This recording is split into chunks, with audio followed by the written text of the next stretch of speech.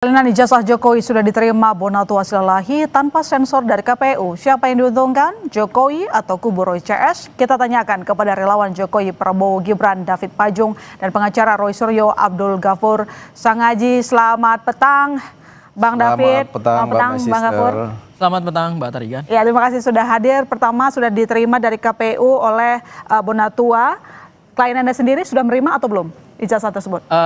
Karena kan yang mengajukan permohonan ini adalah Pak Bonatua ya. Tentu dari KPU menyerahkannya langsung ke Pak Bonatua. Jadi ceritanya adalah pada saat permohonan sengketa informasi publik ini muncul di KIP, saya kebetulan juga salah satu anggota tim kuasa hukum yang mendampingi Pak Bonatua. Dan pada saat kami melakukan persidangan itu memang dari awal sebetulnya ijazah itu sudah diserahkan.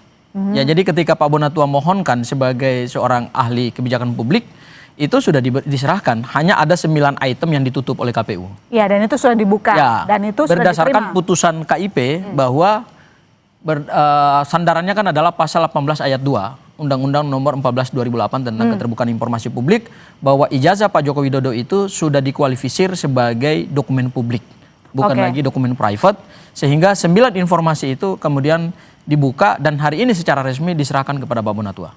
Oke, tapi dari Bonatua sudah diberikan kepada Anda, sudah lihat? Iya, saya sudah dapat salinan resminya ya, yang dilegalisir. Dan sebelum tadi saya ke Kompas TV, saya sempat komunikasi juga dengan Mas Roy. Dan ada beberapa informasi yang juga disampaikan Mas Roy kepada saya dan nanti perlu saya sampaikan. Yang pertama begini, kalau kemudian kita lihat ijazah ini kan ijazah ya. Terutama ijazah di tahun 2014, pada saat pertama kali Pak Joko Widodo mencalonkan diri sebagai calon presiden. Ini salinan ijazahnya. Kemudian di sini ada pejabat dekan Fakultas UGM, Fakultas Kehutanan UGM yang menandatangani. Nah, berdasarkan hasil penelusuran yang dilakukan oleh Mas Roy, ternyata ada kejanggalan dan keanehan. Keanehannya apa? Ini ada 2 ijazah legalisir yang berbeda, posisi tanda legalisirnya. Jadi yang diserahkan Pak Jokowi pada saat beliau mencalonkan diri sebagai calon presiden itu justru berbeda dengan yang diserahkan ke Pak Bonatua. Ada indikasi bahwa ijazah ini dilegalisir 2 kali.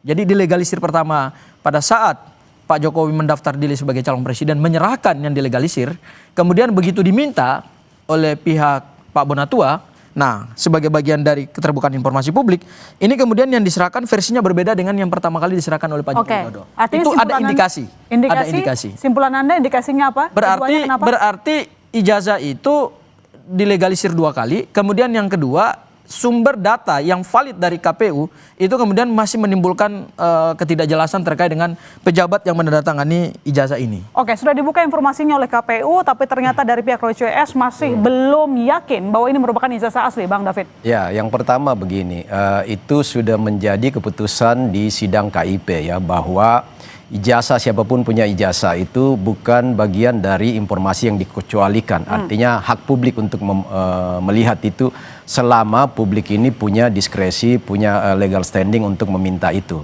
Nah, sekarang kan sudah diputuskan, oke, monggo sekarang teman-teman Roy Suryo dan CS meminta itu, Bonatua khususnya yang menggugat ke KIP ya sudah diberikan. Nah, pertanyaannya begini, apa yang dipermasalahkan dari situ? Karena yang saya mau bilang nggak ada lagi urusan Pak Jokowi soal gugatan KIP. Sekarang ini dari KPUD, KPU Pusat menyerahkan semua apa yang diminta berdasarkan perintah dari KIP ya. Nah, sekarang pertanyaannya gini, kalau dipertanyakan soal ada perbedaan legalisasi, saya bilang gini, 4 kali legalisir ijazah Pak Jokowi. Sekali ketika mendaftar di KPU Solo, KPUD Solo ketika maju menjadi wali kota, itu legalisasinya sendiri. Artinya saat itu ya, tentu di dalamnya pejabatnya berbeda, mungkin masih rektornya berbeda, dekan berbeda, atau siapapun yang menandatangan dan mencap di UGM.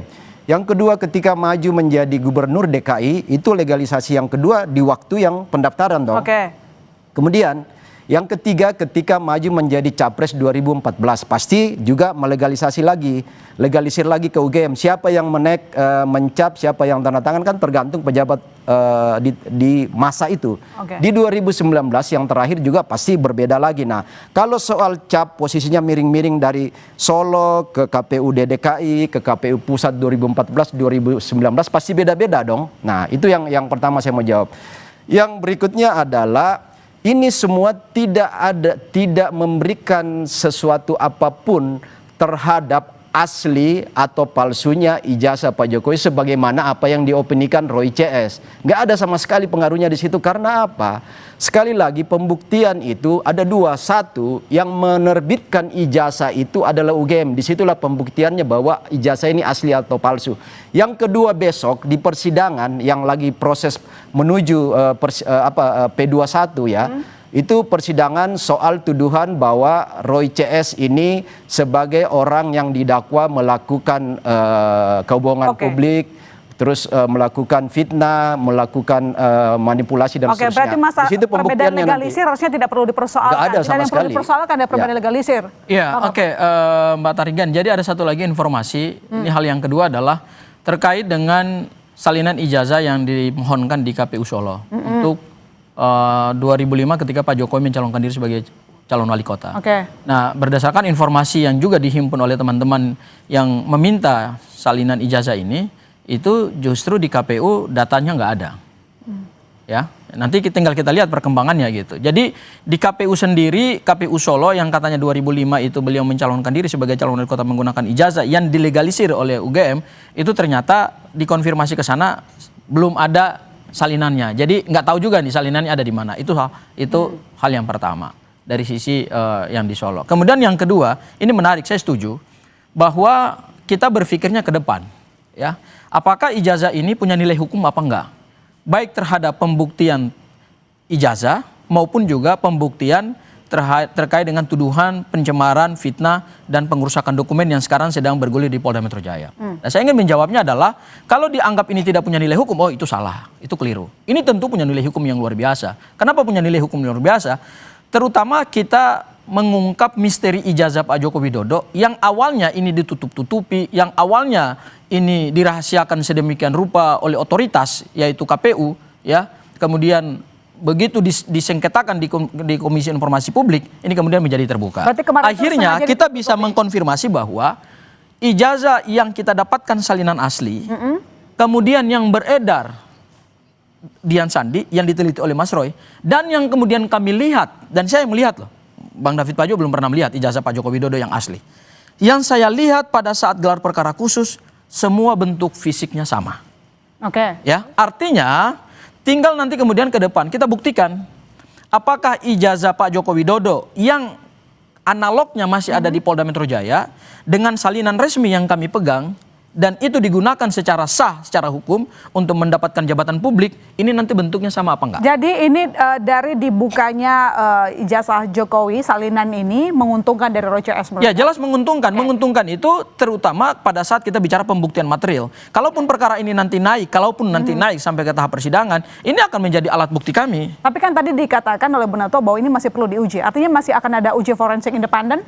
Ya, kami memohonkan itu kepada penyidik Polda Metro Jaya. Tapi kan sampai hari ini tidak ada jawaban resmi dari Polda Metro Jaya terkait keterbukaan yang diberikan oleh KPU tidak menyelesaikan keraguan mereka terhadap ijazah Jokowi, Bang David. Sebenarnya kalau ini publik harusnya sudah cerdas di sini ya.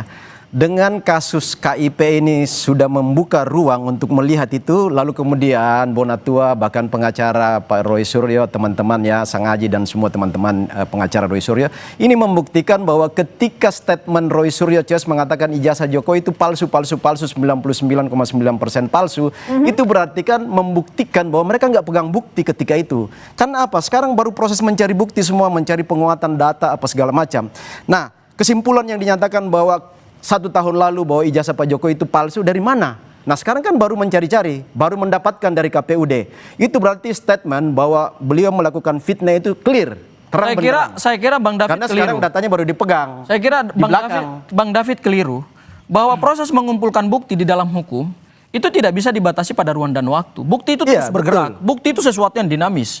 Ya kan? Bahkan suatu perkara yang sudah ingkrah pada level kasasi saja, begitu ditemukan ada bukti baru, masih bisa kok digugurkan. Artinya ingin saya katakan bahwa hak seseorang secara hukum itu mendapatkan bukti itu begitu fleksibel, diberikan ruang dan waktu, tidak dibatasi ruang dan waktu. Hukum memberikan keleluasaan kepada seseorang untuk mengumpulkan bukti sebanyak-banyaknya. Bahwa kemudian hari ini kami semakin meyakini berdasarkan penelitian Mas Roy ini ijazahnya palsu, kemudian diperkuat lagi dengan salinan resmi yang kami dapatkan, itu sesuatu yang sebetulnya secara hukum sah-sah saja. Kenapa?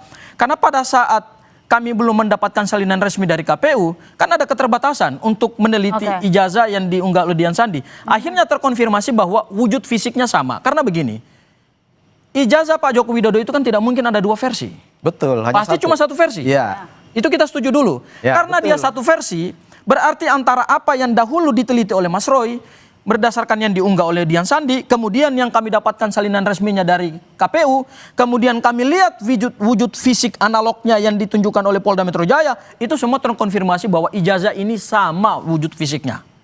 Karena tidak mungkin ada yang kedua, tidak mungkin ada yang ketiga. Tinggal kemudian bagaimana kita mendalilkan bahwa terkait dengan proses pembuktian nanti, Mas Roy akan membuktikan bahwa ijazah ini palsu berdasarkan apa? Berdasarkan apa yang mereka temukan dalam suatu penelitian ilmiah yang sampai hari ini mereka sampaikan kepada publik melalui buku Jokowi White Papers. Termasuk nanti itu uji forensik secara independen? Menurut saya meskipun aturan perundang-undangan dalam KUHP tidak memungkinkan tapi adanya lakukan itu atau tidak?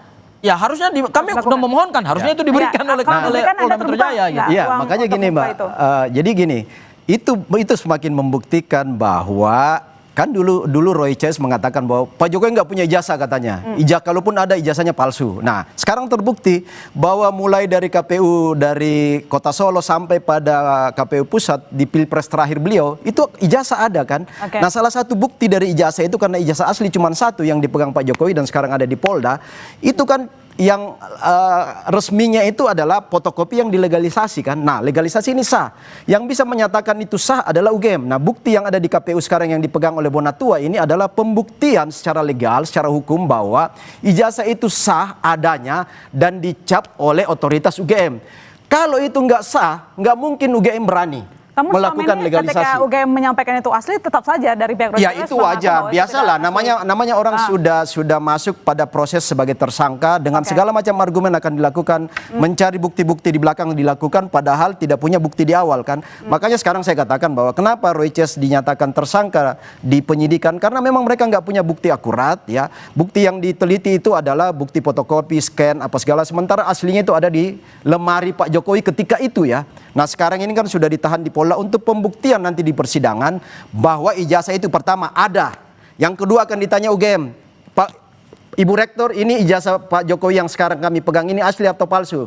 UGM mengatakan sudah berkali-kali ada, kami menerbitkan dan asli. Nah sekarang itu akan membuktikan bahwa ternyata statement Roy Suryo itu bahwa benar-benar fitnah, itu akan terbukti bahwa memang ini fitnah kan. Itu nanti pembuktian. Jadi sidang ke depan ini bukan membuktikan ijazah Pak Jokowi palsu atau asli, tetapi membuktikan bahwa fitnah itu benar terjadi karena ijazah yang ada asli, benar-benar asli ini. Nah pembuktiannya salah satu hari ini adalah KIP sudah merekomendasi KPU menunjukkan dan sekarang ada di tangan Bonatua kan. Saya dan jawab ada legalisasi UGM. Saya jawab ya begini. Itu loh. Saya jawab begini. Yang diteliti oleh Mas Roy itu adalah fisik ijazah. Menggunakan metodologi ilmiah. Awalnya tidak ada satupun dokumen yang kemudian secara sahih menyebutkan bahwa sumber data yang diteliti oleh Mas Roy itu benar. Karena tidak ada yang ditampilkan oleh Pak Joko Widodo. Begitu kita mendapatkan hasil salinan resmi dari KPU, kalau kemudian kita lihat wujud fisiknya, ini sama dengan yang diunggah oleh Dian Sandi, nggak ada bedanya. Bedanya adalah yang diunggah Dian Sandi itu berwarna, sementara ini fotokopi. Tapi fotokopinya kemudian legalisir yang disampaikan ini adalah legalisir yang berwarna. Ya, jadi dari struktur ijazahnya, kemudian informasi yang terhimpun di dalam ijazah ini, foto Pak Joko Widodo, cap dekan, kemudian rektor, tanda tangannya, kemudian nomor induk ijazahnya, ini semua sama. Ya, artinya terkonfirmasi bahwa ijazah yang diserahkan oleh Pak Joko Widodo ke KPU dan yang diteliti oleh Mas Roy ini cocok ini datanya. Ya, artinya cocok yang artinya? Cocok artinya yang diteliti oleh Mas Roy itu berarti sesuai dengan apa yang diserahkan resmi oleh Pak Joko Widodo. Jadi kalau teman-teman dahulu mengatakan bahwa yang diteliti Mas Roy itu sumber datanya nggak valid, nggak sesuai, karena itu tidak bisa diklaim. Tetapi begitu kita lihat wujud fisik asli yang dilegalisir ini, wujudnya sama, ya. Hanya bedanya adalah Dian Sandi berwarna, ini nggak berwarna. Yang ingin saya katakan begini, yang ingin saya katakan adalah basis penelitian Mas Roy, Bang Rismon dan Dr. Tifa, ini sumber datanya sama dengan yang diunggah oleh Dian Sandi, ya. Kemudian yang kedua, ketika datanya sama, maka kemudian hasilnya bisa diuji. Nah, proses pengujiannya ini kan sekarang sedang berjalan gitu, ya. Dan yang terakhir adalah ingin saya katakan, kalaupun UGM mengatakan bahwa Pak Joko Widodo mempunyai ijazah yang konon kata teman-teman ini asli, saya udah periksa pada saat sidang KIP, ya. Pihak KPU saja pada saat menerima salinan ini yang seharusnya melakukan autentikasi terhadap ijazah asli, itu mereka nggak pernah melihat ijazah aslinya Pak Joko Widodo. Artinya dalam kesimpulan Anda masih terhadap keyakinan dan juga klien Anda masih yakin bahwa ijazah Jokowi tidak asli? Ijazah Jokowi berdasarkan hasil penelitian Mas Roy itu 99,9% palsu, 11.000 triliun palsu. Palsu. Ya, wajar lah kalau Bro Sanghaji menyampaikan itu sebagai kuasa hukum. Tapi saya mau katakan justru ini pembuktiannya clear bahwa ijazah Pak Jokowi ada, asli, capnya itu legal dari UGM. Karena yang bisa menyatakan asli atau palsu itu adalah penerbitnya, yang pertama. Yang kedua tadi Bro Sanghaji menyinggung soal basis penelitian ilmiah. Nah, saya katakan basis penelitian ilmiah itu ada dua ya. Satu, penelitian ilmiahnya itu metodologinya apa? Apakah penelitiannya kualitatif atau kuantitatif? Nah, ini saya masuk, ini pasti kuantitatif.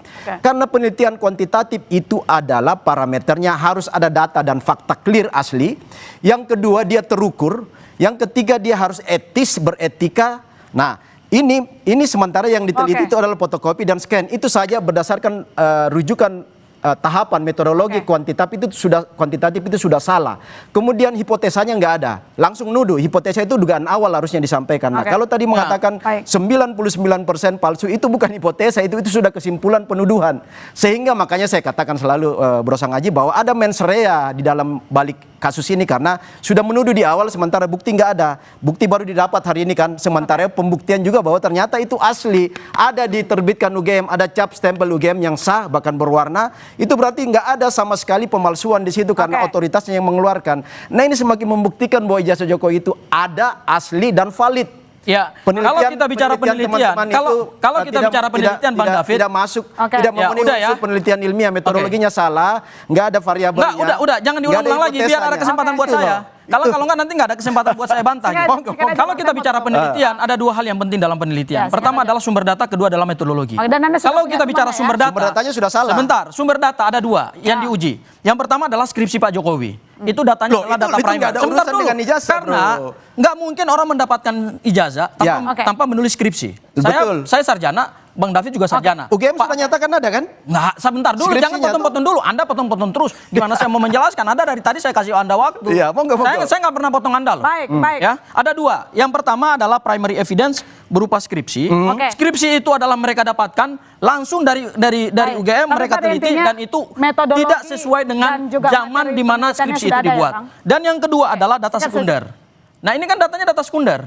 Ternyata data sekunder yang diteliti oleh Mas Roy kemudian didapatkan oleh Bang Bonatua, ini cocok ini datanya. Nah, kemudian yang kedua metodologi. Yang kedua metodologi. Metodologi mereka bisa terima kasih telah bergabung. Dipertanggungjawabkan. Jokowi itu ada dan asli. Itu aja poinnya sebenarnya. Ijazahnya berdasarkan kembali rencana relokasi terhadap warga yang terdampak pergerakan tanah di Tegal, Jawa Tengah sedang dipersiapkan. Kami segera kembali.